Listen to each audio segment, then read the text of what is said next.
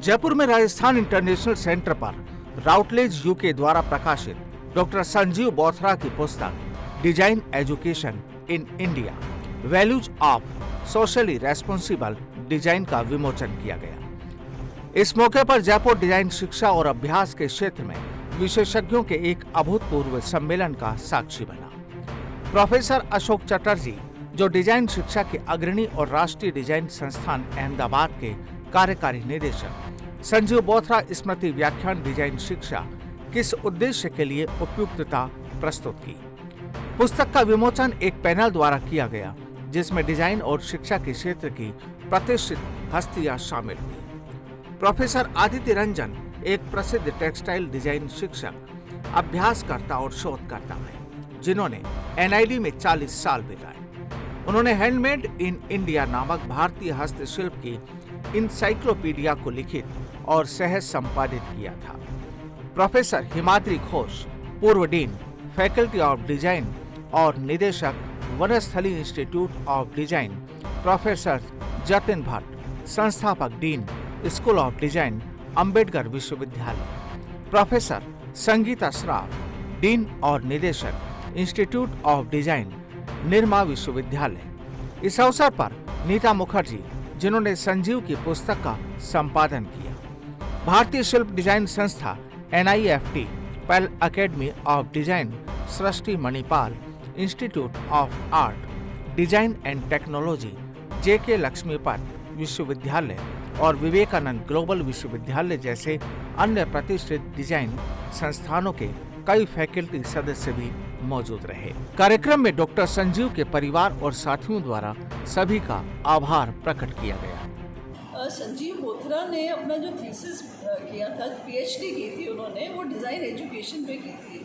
और design education आज India में बहुत हो रहा है, बहुत डिज़ाइन स्कूल्स खुल रहे हैं, लेकिन एक चीज़ है कि वहाँ पे सोशली रेलेवेंट डिज़ाइन नहीं है।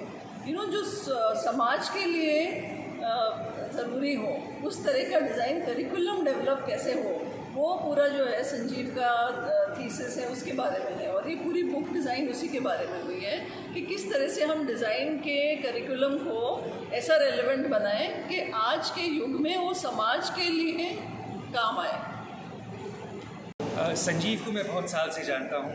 हम लोग NID में साथ थे, वो मेरे सीनियर थे। जयपुर वो जब आए, उसी समय मेरा भी डिज़ाइन का कॉलेज ख़त्म हुआ था, मैं भी उसी समय जयपुर आया था। तो एक ऐसे व्यक्ति थे जिनसे मैं डिज़ाइन के बारे में बात कर सकता था, और मैं उनसे बहुत कुछ सीख सकता था, और हमने कई प्रोजेक्ट्स में कोलैबोरेट भी किया है। उस समय मैं बात कर रहा हूँ सन 96 की, बहुत ज़्यादा डिज़ाइनर्स थे नहीं यहाँ पे। तो संजीव जयपुर के शुरुआती डिज़ाइनर्स में से थे, जिन्होंने कि जयपुर को एक डिज़ाइन कैपिटल बनाने की बात करी थी। हम लोगों ने साथ भी बात करा था इसके बारे में, और धीरे धीरे अब जयपुर भी जाना जा चुका है डिज़ाइन के लिए। संजीव की एक बहुत ख़ास बात थी कि वो उनमें बहुत सरलता थी, सरलता सुनने की, सरलता बात करने की, सरलता उनकी डिज़ाइन में। तो आज जो आप एग्जीबिशन में देखेंगे, उनमें आप देखेंगे कि कैसे रोज़मर्रा की चीज़ें उन्होंने बिल्कुल सरलता से, बिल्कुल सहजता से अपनी डिज़ाइन में दर्शाई।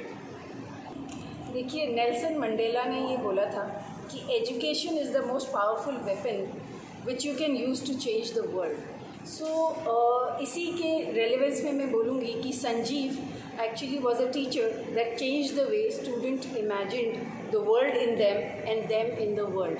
सो हम लोगों ने उनसे सीखा कि कैसे हम जो भी काम करें, और उसके लिए मतलब दुनिया का भी उसमें भला होना चाहिए।